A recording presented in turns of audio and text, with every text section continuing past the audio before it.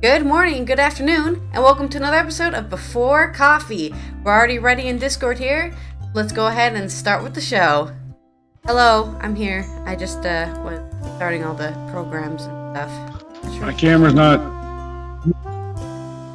Don't think it's gonna work all that well. Let's see. My camera's not working out that well either. Came to McDonald's and didn't bring any money. Up my wallet at the work site, so my backpack. And the door's locked, so I didn't use the bathroom. They don't let people in at 6. See me? I see you. Oh. All right. I don't see you. Yeah, I don't know why. My camera's not. There you go. Hey, there you are. Well, you look better. I look better. Digital. Yeah. Not as picture like before. Oh, okay. McDonald's Wi-Fi is maybe working a little bit better. I don't know. Yeah. Alright. Okay, I got some stories. All right. We got 20 minutes behind here, so. That's okay. Yeah, I gotta go back to work though. I think I gotta go back to work. I have to work too. I have to edit. Yeah. I may not be doing work that's paid, but it's still work. I'm not minimizing it. Well, if you're ready to read headlines, I am. I am okay. Okay. You go for it. Did you do your introduction? Yeah, I've already done it. Today on Before Coffee, Russia launches deadly wave of missile attacks on Ukraine cities. Oh, I just opened the story and it went away. Okay, way to go, story. Trump loses bid to stop Mike Pence from testifying. That's what the story was, but it just vanished. Italian police arrest the mafia boss after 5 years on the run. Ooh. 2 U.S. Army just crashed in Alaska, killing 3 soldiers. Rishi Sunak. Melanie praises Sunak's immigration policies on a visit to number 10 Downing Street. And in economic news, wages and prices could show us cool down before a Fed meeting. I wonder if that's even going to be interesting. That and more interesting news in today's outdoor version of, April 29th, Friday, in 2023 on Before Coffee.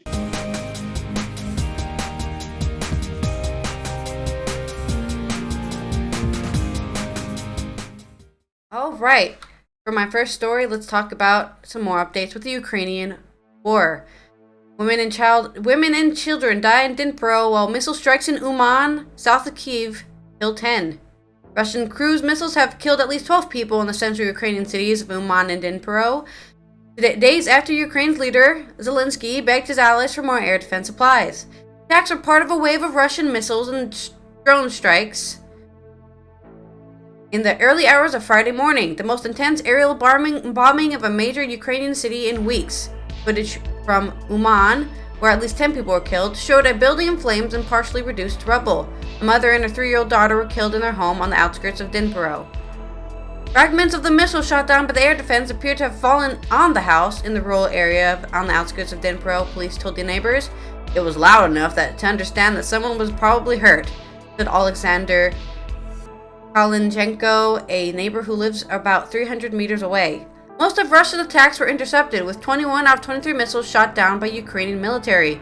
The missiles that got through were a grim reminder of why the country is so vulnerable when Moscow aims its weapons at civilian targets. Ukraine's foreign minister, Dmytro Kuleba, tweeted, "Missile strikes killing innocent Ukrainians in their sleep, including a child, is Russia's response to all peace initiatives." Air raid alarms sounded across the country in the early hours of Friday, while explosions were heard in Kyiv and southern Mykolaiv was targeted again. 24 hours earlier, another round of cruise missiles aimed at the port city had killed at least one person and ended nearly 4 months of relative calm there. Ukraine strengthened air defense over the winter with help from Western allies after a Russian bombing campaign against power stations and other civilian infrastructure tried to cut off heating and power to major cities. However, leaked U.S. military documents dated to February this year warned that by May, the country risked running out of missiles and ammunition. But that could be just a lie to make them think that they're about to run out. Because it's leaked. We don't know if it's true or not. It's just leaked. The missile launched on Friday were the first to target Kyiv in 50 days, although Iranian-made drones had tried to break the city's air defense repeatedly in that time. The wave of strikes came as Moscow, the world wait for Kyiv to launch a spring counteroffensive against Russian forces. On Thursday, NATO Secretary General Jens Stoltenberg said almost all the combat vehicles promised to Ukraine by the Western Allies had been delivered, putting Ukraine in a strong position to recover further ground. Stoltenberg said the Western Allies had sent more than 1,550 armored vehicles, 230 tanks, and a vast amount of ammunition to Ukraine, reported by Reuters. They had also trained and equipped about 30,000 troops, the equivalent of more than 9 new brigades. They will put Ukraine in a strong position to continue to retake occupied territory, he said. On Thursday, the Kremlin said it still needed to achieve its aims of an invasion. The day after China's President Xi Jinping spoke to Zelensky over the phone for an hour. Beijing, who had a close strategic partnership with Moscow, has drawn up a peace proposal for Ukraine. But there is no sign that either side is ready to stop fighting and come to the negotiating table. Especially since it's probably going to be something like, give us all the land we already conquered, and then you get nothing and we stop attacking you. Oh wow, what a great deal! No? So, I don't really see this war ending unless Russia, just stops. Really, I think Ukrainians won't want to give away, because they already gave away Crimea, and what did that do? It caused more land being taken, right? It didn't stop anything. It just, stopped the inevitable, which was Russia trying to completely take over Ukraine, which is what it sounds like they're trying to do. So. Yeah, well, they started a war to steal land, and what's really going to happen is either Putin's going to have to be replaced, or he's just going to have to get really old and die. Yeah. All right, so in politics news in America, Trump's bid to block Pence testifying in January 6th probe fails miserably. Donald Trump's legal troubles ratcheted up Wednesday night as the court rejected his emergency motion to block Mike Pence from testifying in a criminal investigation into efforts to overturn the result of the 2020 election. Trump's effort to prevent his former vice president from giving evidence, special counsel Jack Smith's probe, are now at the end after D.C. Circuit Court of Appeals' unanimous decision. Short of an unlikely challenge to the ruling before the Supreme Court, the former president had spent months trying to prevent his communications from Pence from figuring into the investigation, even after Pence wrote about some of them. Earlier on Wednesday, former journalist E. Jean Carroll delivered distressing testimony. Well, that's not even related to the story. In a civil rape case suit. Race case. The former president has repeatedly tried and failed to close off some answers from witnesses close to him in the special counsel's investigation. The latest order from the D.C. Circuit Court of Appeals likely will usher in Pence's grand jury testimony quickly, an unprecedented development in modern presidential history. The decision from Judges Patricia Mellett, Robert Wilkins, and Greg Katsas on the D.C. Circuit came in a sealed case on Wednesday night that CNN, this is a CNN story, previously identified as Trump's executive privilege challenge to Pence. No dissidents were noted on the public docket. Trump has tried to block Pence from testifying about their direct communications even after the vice president wrote about some of those exchanges and the lower court judge had ruled against him. Trump asked the D.C. District for emergency intervention weeks ago. The court refused to put on hold Pence's subpoena and override the lower court ruling, flatly denying Trump's request. Trump could try to appeal again and even press the issue at the Supreme Court, yet he gave up pushing several past executive challenges to special counsel Jack Smith's investigation after similar rulings from the Court of Appeals. Trump's conversation with Pence in the days surrounding the U.S. Capitol riot had been keen interest in investigators from the attack, and the former vice president wrote in a book that Trump told him he would be a wimp on a call the morning of the insurrection. Pence has already said he was not appealing part of the lower court's decision and would comply with the subpoena. Judge James Boasberg of the D.C. District Court has acknowledged Pence could have some congressional protections during the time he served as president of the Senate during January 6, 2021. But that really does not appear to prevent him from answering questions before the grand jury about this mini conversation with Trump from Election Day, when Trump and his allies were pressuring Pence to block the congressional certification of the vote. These people just are confused about the law. You only have executive privilege when you're doing things legally. When you're in the middle of breaking the law, you don't have an executive privilege. You have no privilege. You're basically breaking the law. Anyway, that's the story. Yeah. Stop doing that. Just not that hard. Yeah, You did something bad. That's the end of it. Trump's going to spend the rest of his life in court. Speaking of getting arrested, Italian police arrest Ndrangheta mafia boss after 5 years on the run. Pasquale Bonavota featured on police's list of most dangerous criminals, and who's 49, who has been sought for since November 2018 after escaping an arrest warrant for homicide and mafia association issued by the magistrate in Calabria, southern Italy. So he's finally been caught after all that time. 2018. He was arrested on Thursday morning in the northern port city of Genoa. Carabinieri officers said. The local media said Bonavota was leaving the city's cathedral when he was arrested and was carrying a fake ID. Bonavota is considered the brains of the Ndrangheta, I don't know how to even say that, Ndrangheta Bonavota clan, which includes his two brothers based in Sant Onofrio area of Calabrian province of Vibo Valencia. It's southern Italy, okay? It's somewhere. Clan operates around Rome. Why didn't they just say that instead of giving me the very specific location data? The clan also operates around Rome in the northern regions of Piedmont and Liguria, which includes Genoa. The mafia group is the most powerful, wealthy mafia in Italy, controlling the bulk of cocaine flow into Europe. It operates in more than 40 countries. It has successfully expanded well beyond traditional domains of drug trafficking and loan sharking, now using shell companies and frontmen to reinvest legal gains into the legitimate economy. Bonavota went on to run shortly after being sentenced by a lower court to life in prison for 2 murders committed in 2014 and 2004 of a lower-ranking member of his clan and a rival boss of a nearby clan. That sentence was overturned in 2021 by a court of appeal while he was on the run. However, Bonavota was the last remaining fugitive suspect implicated in a massive case against the Vibo Valencia Ndrangheta that led in the 2021 maxi trial against more than 300 alleged mafia members and their helpers. The trial is ongoing. In that indictment, Bonavota is described as being the leader who took the most important decisions, along with the other top bosses, and looked after the interest of association in Rome area, in the gambling sectors and drug trafficking. The arrest of Bonavota comes 3 months after the high-profile capture of the Sicilian mafia boss Matteo Messini Denaro. The Cosa Nostra boss has been a fugitive for 30 years. Okay. Well, today's the 28th, man. I said the 29th. Ah. That's okay.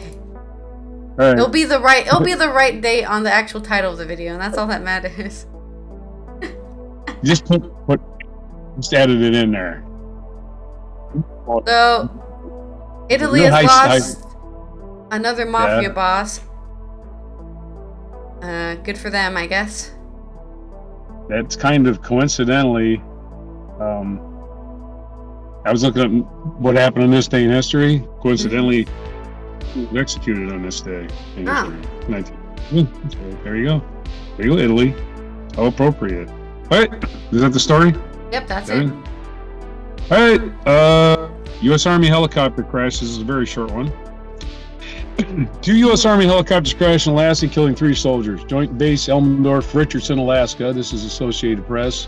Two U.S. Army helicopters collided and crashed Thursday in Alaska while returning from a training flight, killing 3 soldiers and injuring a 4th. 2 of the soldiers died on the scene of the crash. near Healy, Alaska, and a third died on the way to the hospital in Fairbanks. The 4 soldiers being treated at hospital injuries. 4 injuries, the Army said in a statement. The names of those who killed are being withheld until relatives could be notified, the Army said. Each AH-64 Apache helicopter was carrying 2 people at the time of the crash. John Parnell, spokesman for the U.S. Army Alaska, said the helicopters are from the 1st Attack Battalion, 25th Aviation Regiment of Fort Wainwright, based near Fairbanks. This is an incredible loss for these soldiers' families, the fellow soldiers, and for the division. Major General Ryan Eifler, commanding general of the 11th Airborne Division, said in the Army statement, "Our thoughts and prayers go out to the families, friends, and loved ones. We are making the full resources of the Army available to support them." The Army said the cause of the crash was under investigation. More details will be released when they become available. The cause of the crash is helicopters are flying death traps. That is the cause of the crash. I'm sorry. I don't want to make light of it. I've rode in helicopters, and the whole time you're in a helicopter, you're like, this is how I'm going to die. Your story. Okay. You riding a helicopter? Yeah. Not Were you scared shitless? I don't like helicopters because they crash so much, I suppose. I've Seem only to do that a lot. I've lost count of helicopters I've flown in, and all of them sucked. Yeah. And they intentionally try to scare the shit out of you, too. In British news, or the UK news, we've got Rishi Sunak, the current Prime Minister, and praising his Italian counterpart, Giorgia Meloni, at the start of her 2-day visit in the UK.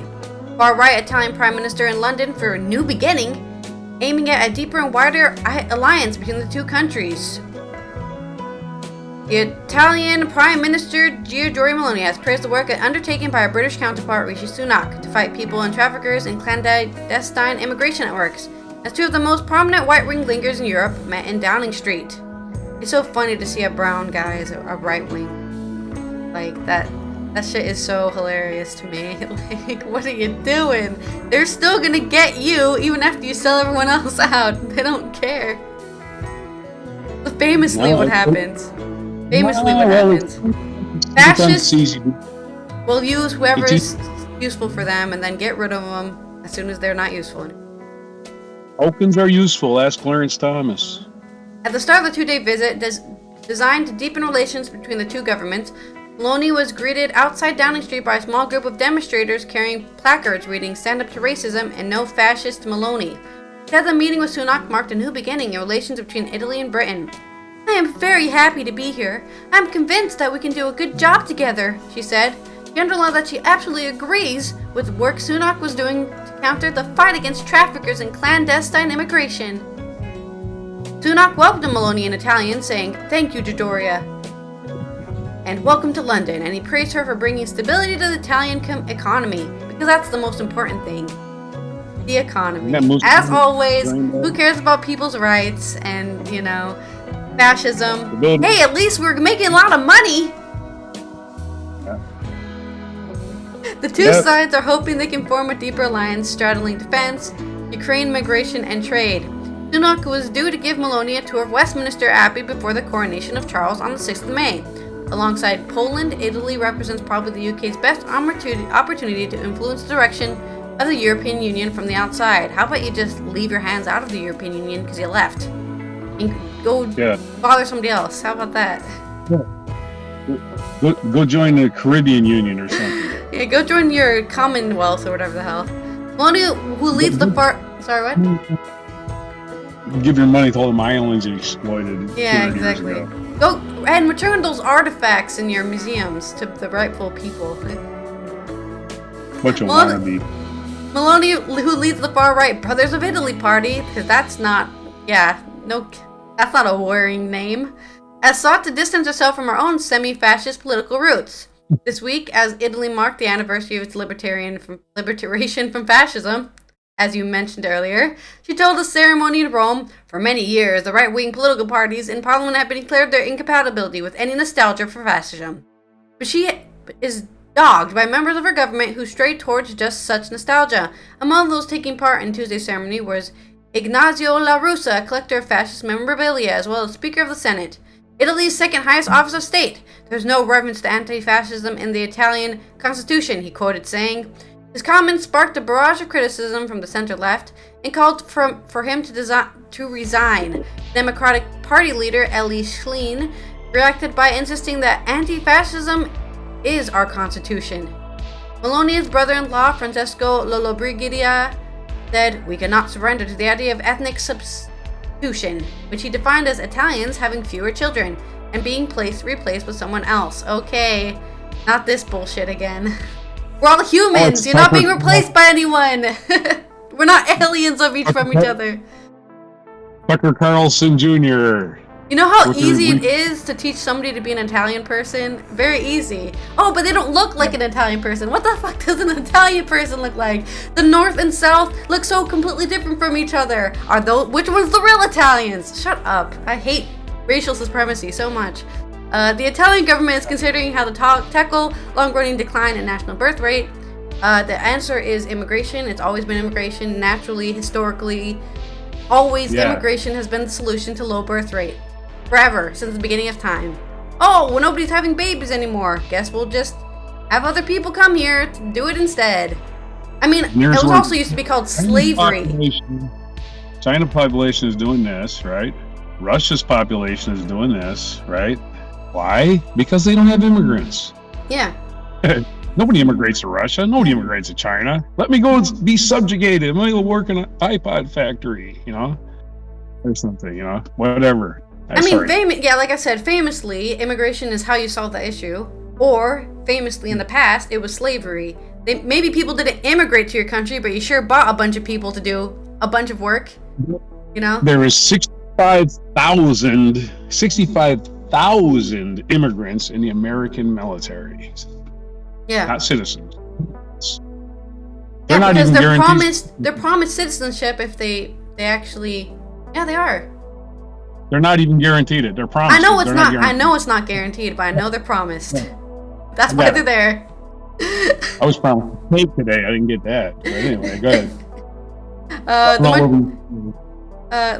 Where were we? Getting angry about racial supremacy. The majority of new arrivals. Oh yeah, in office since October, Meloni's government has pledged to curb mass immigration, mainly from North Africa, because everyone hates Africa. Oh, no, that's not what I said. I said that. However, more than 35,000 people have arrived in Italy so far in 2023. Interior Ministry data shows up to about 7,900 in the same period last year. The majority of new arrivals come from the Ivory Coast, Guinea, Pakistan, Egypt, Tunisia, I never can say that word. Bangladesh. Meloni has urged the EU to recognize the need for a single European policy on refugees that provides for support outside the EU borders for those affected by war and calamities. Oh, it's so sad that people are getting in wars and stuff caused by colonization. But that's not our problem. Get the fuck out of my country. Who do you think caused destabilization? Yeah, sure. Africa was, full of a lot of tribal warfare. Fair enough. So was Europe. But saying that Europe has no hand in the destabilization of most of the Middle East and Africa is just completely ridiculous to me. In a sign of convergence between the two countries, the UK Foreign Secretary James Cleverly and the Defence Secretary Ben Wallace and the Trade Secretary Kemi Badenoch traveled to Rome on the 8th and 9th of February. Italy and the UK are committed to a multi-billion dollar strategic design of the 6th-generation Tempest military fighter together with the Japanese. Italy is currently embroiled in a row over the EU decision to appoint Luigi Di Maio, the former foreign minister and leader of the Five Star Movement, an EU special envoy to the Gulf, a decision that the Italian coalition government said it was not consulted about. The appointment, a critical one as relationships between Saudi Arabia and Iran thaw, was made personally by the EU High Representative for Foreign Affairs and Security Policy, Joseph Borrell. So, today, together with Sunak, Meloni and Sunak are going to purge all the undesirables from their countries, and then they're going to go somewhere else, and then those people are going to purge them, and then we're going to be like, this isn't genocide, this is just saving our culture, or whatever the other reasons they want to be fascist with.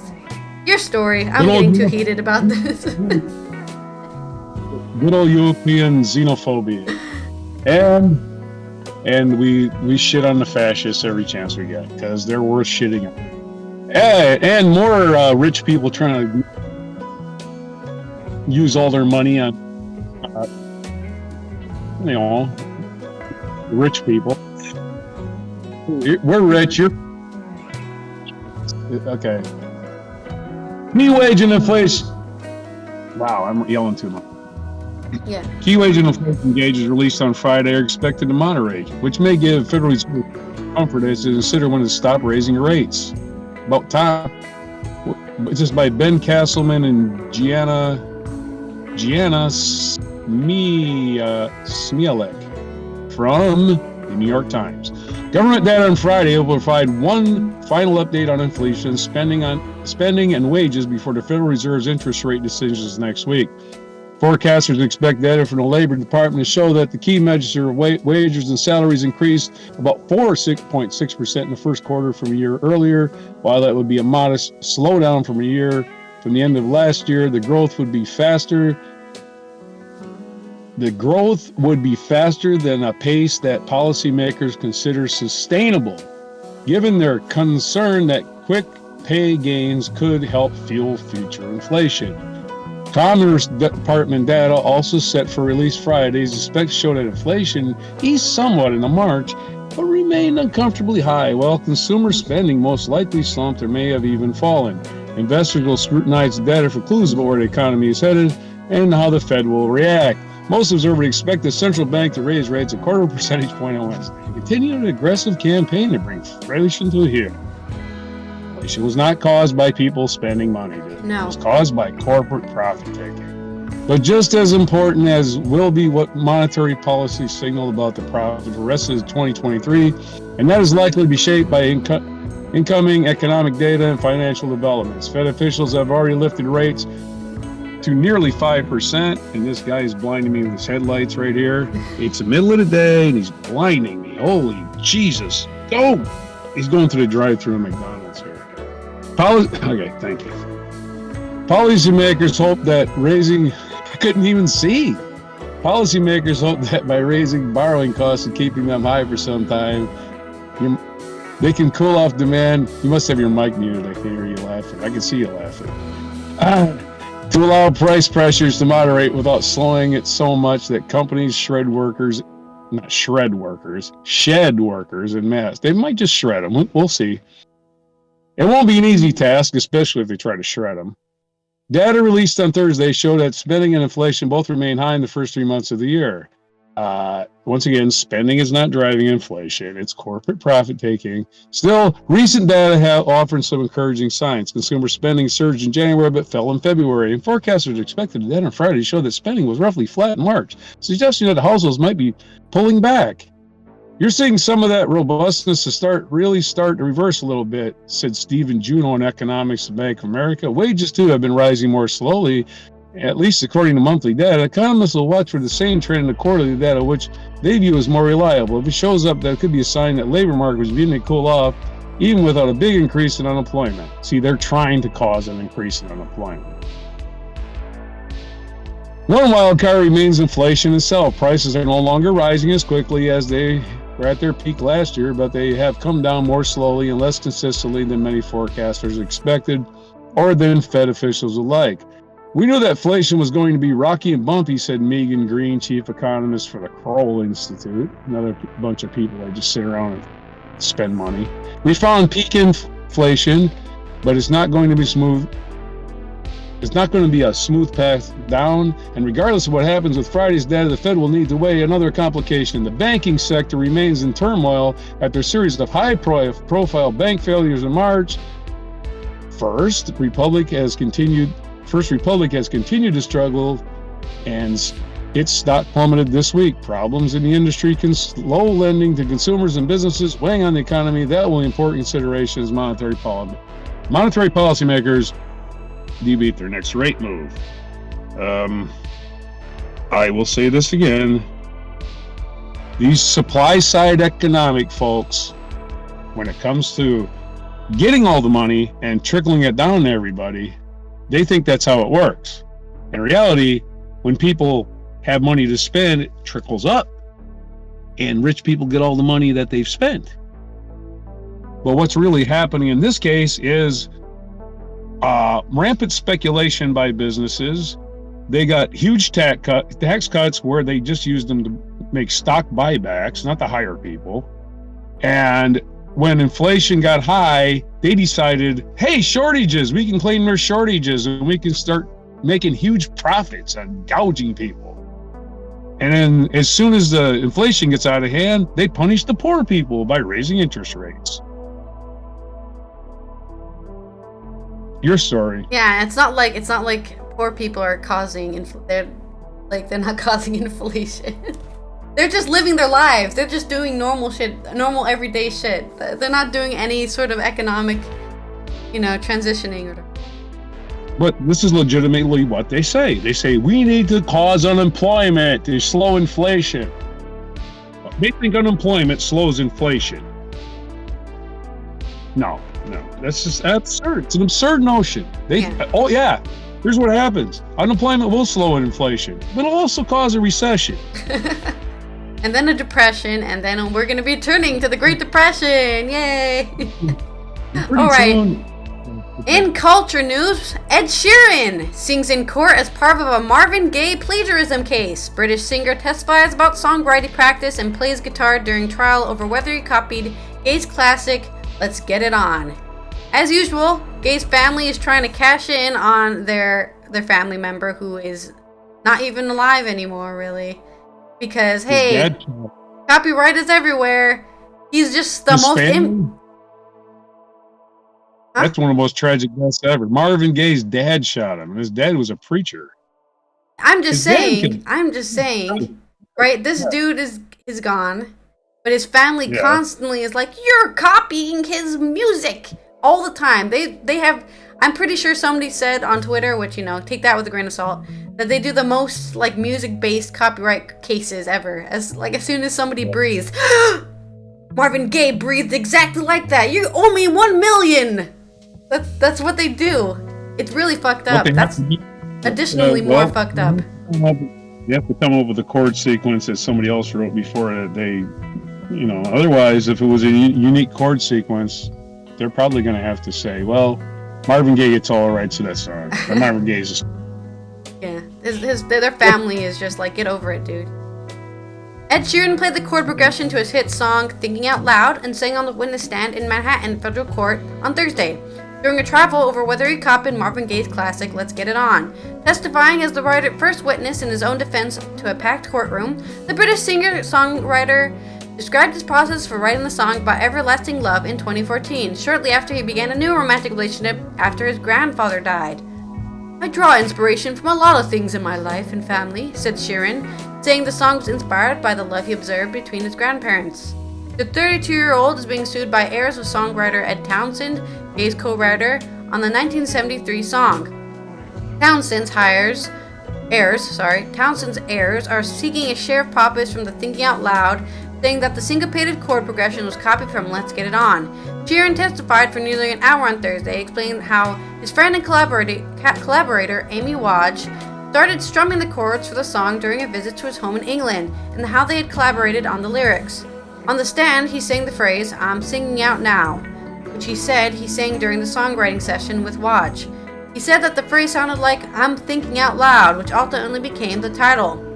When I write vocal melodies, it's like phonetics, Sheeran said. He then picked up a guitar from behind the witness stand, played the chord progression to the song, and sang the opening words, when your legs don't work like they used to. Sheeran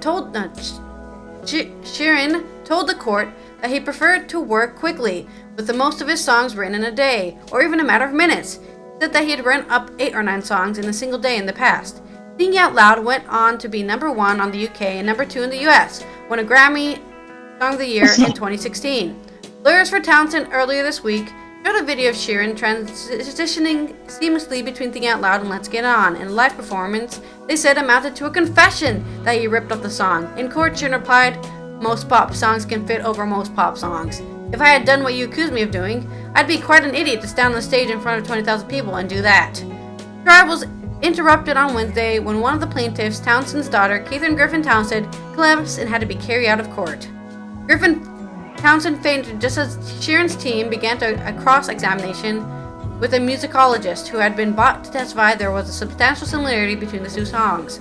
Griffin Townsend previously appeared as a witness, saying she intended to protect my father's legacy by making money off of his legacy by suing other artists.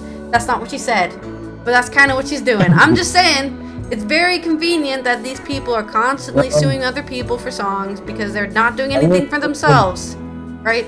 I will say this.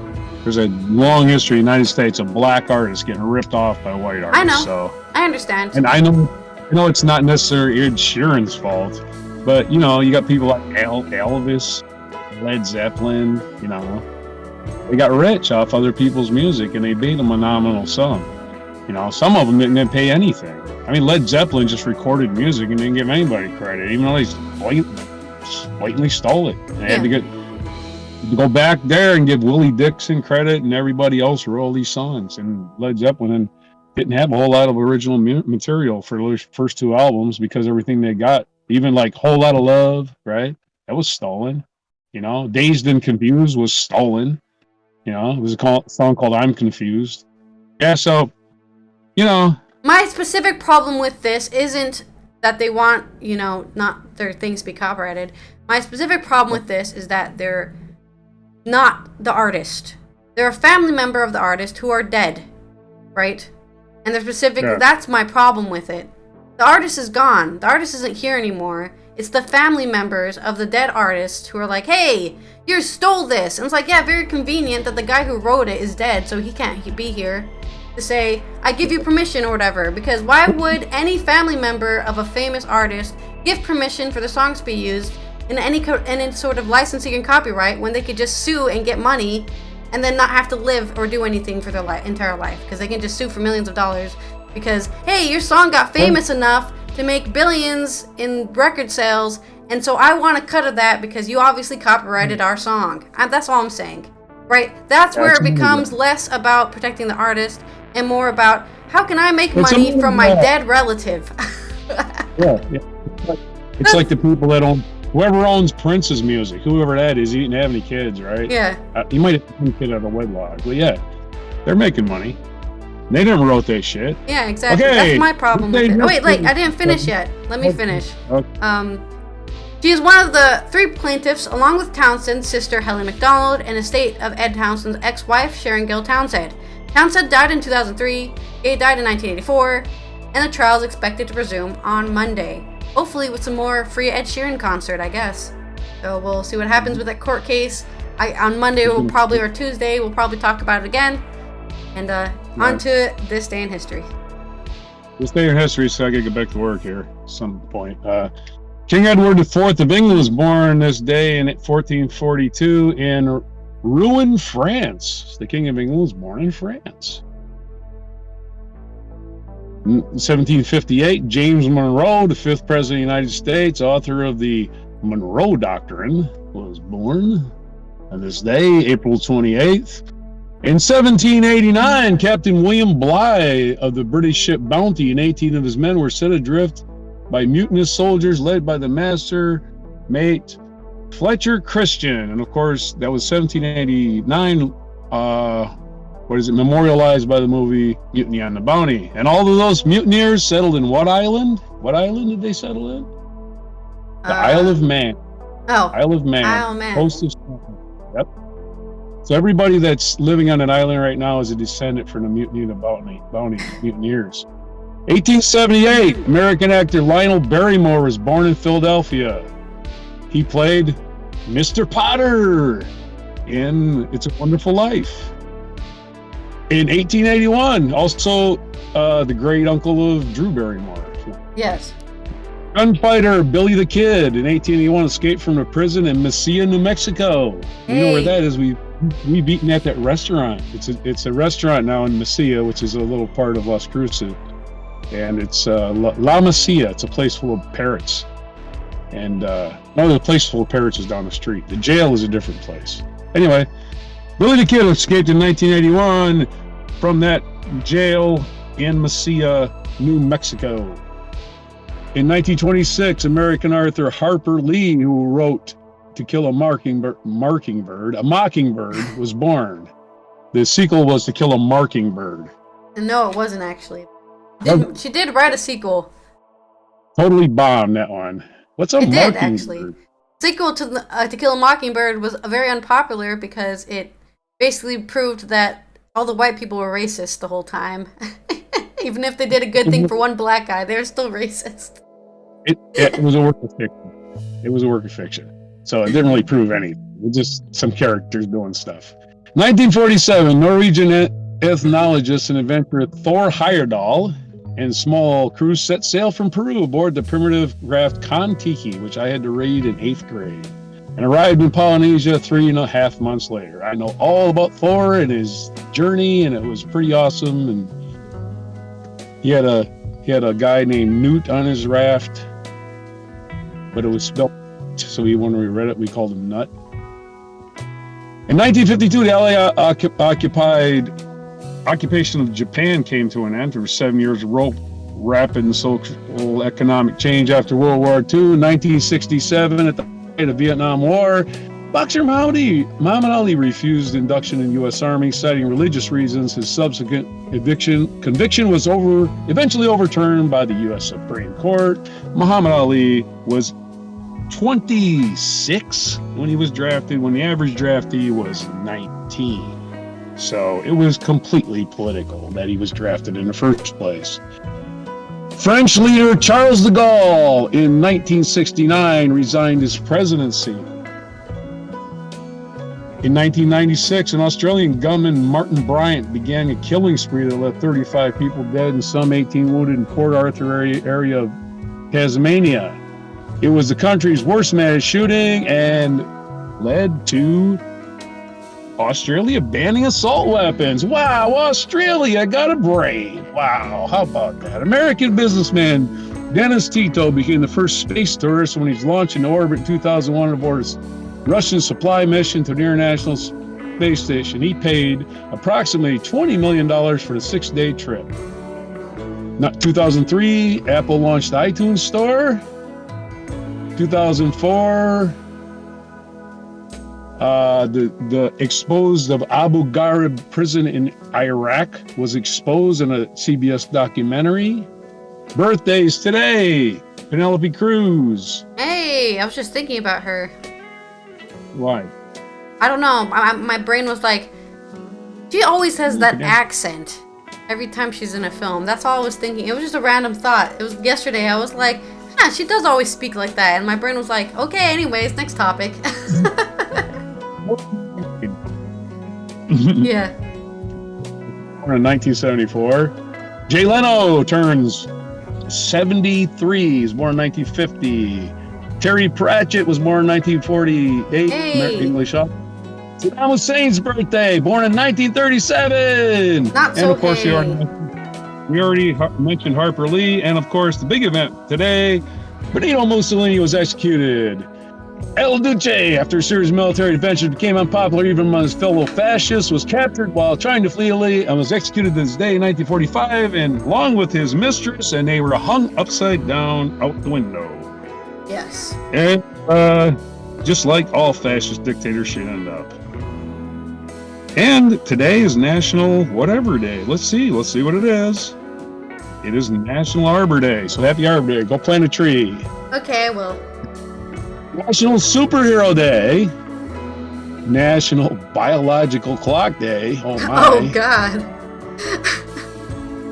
April 28th is National Clean Comedy Day. I bet you didn't know there was a National Clean Comedy Day, but there is. Clean comedy, you know, like just really simple jokes. Friends. Clean comedy. No, clean comedy, like Jim Gaffigan or Brian Regan. The guys don't swear. Yeah, you know what I mean? Donate Life Blue and Green Day. Let's get our blue and green on as we donate to life this holiday. Okay, get your blue and green on. Global Pay It Forward Day. All right, so you go through the drive-thru, you pay for the person behind you. Hope they just carrying on with that. All right. I've done it. That's it. That's today. I've done that at tolls. Like you go to a toll and the person in front of you paid. Oh, he paid your toll. Really? Okay. Well, I paid the guy behind me then. And I've done that. I've done it like 3 or 4 times. Somebody paid my toll, so I guess I'm paying the guy behind me then. You know.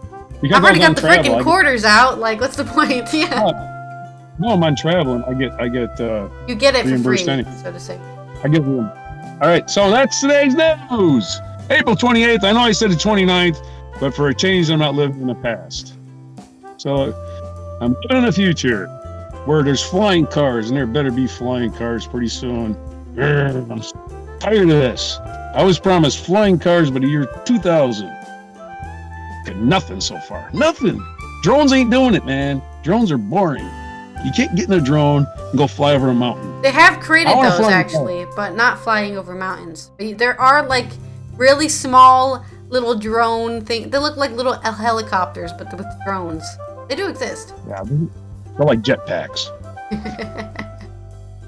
Anyway, that's today, April 28th, 2023 on Before Coffee.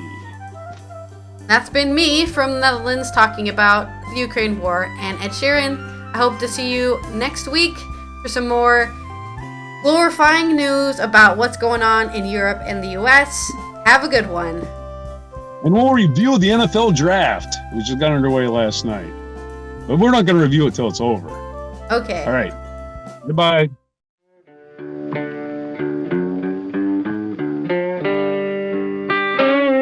Be sure to hit the like, subscribe, and notify buttons. And follow our other channels, Toxic Alley, History of Gravy, and Scratchy Old Records.